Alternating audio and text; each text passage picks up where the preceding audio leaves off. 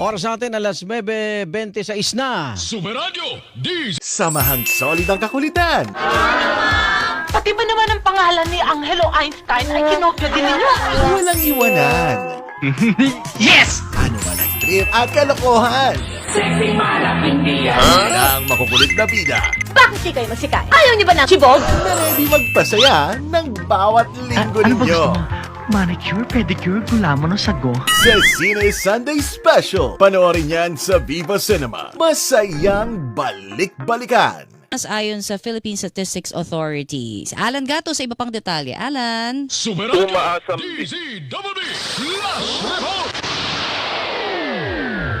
Tumaas ang bilang ng mga walang trabaho o negosyo batay sa January Labor Force Survey ng Philippine Statistics Authority o PSA. Ayon kay Assistant Secretary Divina Gracia del Prado, Deputy National Statistician ng PSA, na itala sa 2.96 million na noong January 2026 ang bilang ng mga walang trabaho o negosyo. Kumpara ito sa 2.26 million noong December 2025 na itala naman sa 5.8%. Ang unemployment rate na mas mataas sa 4.4% noong December 2025. Tumaas din ang naitalang bilang ng underemployed na aabot sa 6.35 million noong January 2026 na mas mataas sa 3.93 million noong January o December 2025.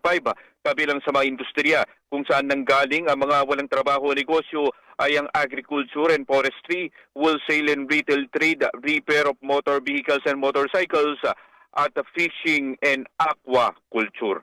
Ako si Alan Gatos ng GMA Superadyo DZWB. Dapat totoo. Superadyo Thank you, Alan. DZWB Flash Report. Alas 9:27. Huwag kayong maglilipat mga member ng GSIS ha. Oo. Superadyo Flash Report. Taas singil sa mga customer ng Maynilad at Manila Water sa Abril, inanunsyo ng MWSS. Mark Makalalad, Mark. Inanunsyo ng Metropolitan Water Works and Sewerage System na tataas ang bill ng tubig ng mga residential customer ng Maynilad at Manila Water sa April 2026. Ang pagtaas ay matapos aprobahan ng MWSS Regulatory Office ang adjustment ng mga water concessionaire sa pagbaba ng halaga ng piso kontra dolyar. Noong December 2025, tataas ng piso ang bill ng mga customer ng Maynilad na kumukonsumo ng 20 cubic meters kada buwan, habang 29 centavos naman ang itataas sa bill ng mga customer ng Manila Water na kumukonsumo rin ng 20 cubic meters ng tubig kada buwan. Samantala, sinabi rin ng MWSS na pinatawan nila ng kabuang 42,569,790 pesos na multa ang Maynilad. Ito ay dahil sa kabiguan nilang makatalima sa service obligation na magbigay ng 24 oras na water supply sa kanilang mahigit 98,000 na customers sa Putatan Water Treatment Plant at Poblacion Water Treatment Plant supply zones. Ang penalty ay ipatutupad sa pamamagitan ng bill rebates, nakatumbas naman ng 432 pesos and 92 centavos per affected water service connection. Ay sa Maynilad, mararamdaman ang penalty sa water bill pagdating sa April 2026.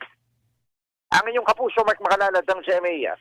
Super Radio, DZWB, dapat totoo. Superadyo Flash Report.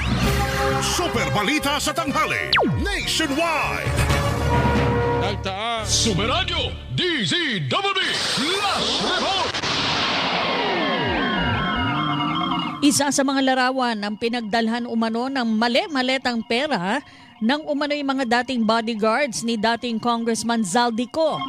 Nangyari pa noong panahon ni dating Pangulong Rodrigo Duterte, ayon kay Ombudsman Jesus Crispin Remulla.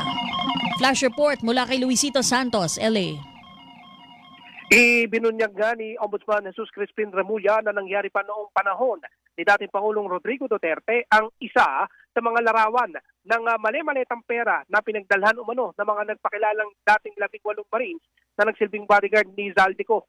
Sa press conference ngayong hapon, sinabi ni Ombudsman Remulla na batay sa kanyang natanggap na intelligence report at mapagkakatiwalaang source, nangyari ang paghati ng pera noong panahon ni dating House Speaker Lord Alan Velasco. Partikular na tinukoy ni Remulla ang isa sa mga larawan na nakalakip sa joint affidavit ng 18 nagpakilalang dating Marines.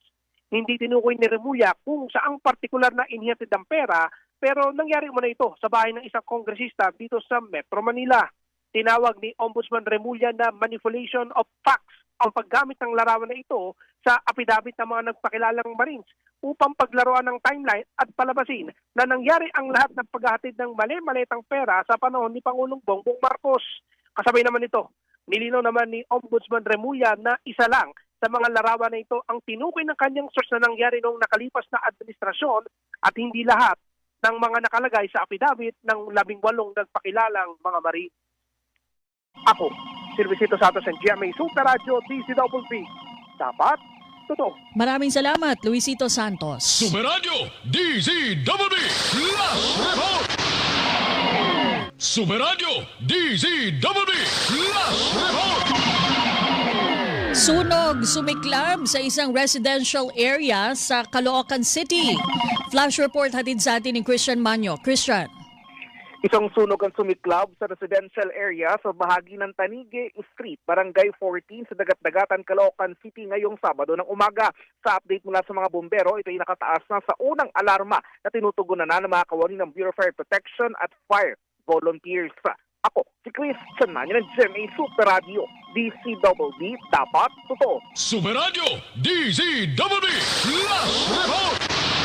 Superradio DZWB Last Report! Samantala, Olan at Road, isang sunog naman ang nagaganap nga ngayon dito sa isang residential area sa Barangay Rosario sa Pasig City.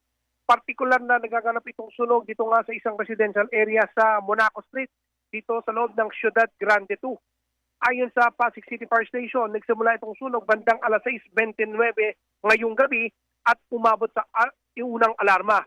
Alas 7:22 ngayong gabi nang ideklarang fire and control itong sunog, pero sa ngayon Rod at Olan ay may mga apoy pa rin tayong nakikita dito no doon sa nasusunog na residential area, pero ay na rin doon sa mga nakausap nating bombero ay wala nang posibilidad pa na kumalat ito doon sa mga katabing residential area na ito. Sa ngayon ay patuloy pa rin yung investigasyon ng otoridad upang matukoy kung ano posibleng pinagmulan ng apoy. Sa ngayon na nakita na lang natin dito, narinig na rin natin dito sa iba't ibang mga bombero, ang problema ngayon dito yung supply ng tubig kahit hindi pa ganap na maideklarang fire out. Ito nga ang sunog, ito nga sa isang subdivision sa Pasig City. Ako, Silvisito Santos ng GMA Super Radio DZWB. Dapat totoo. Superradio DZWB Last Report!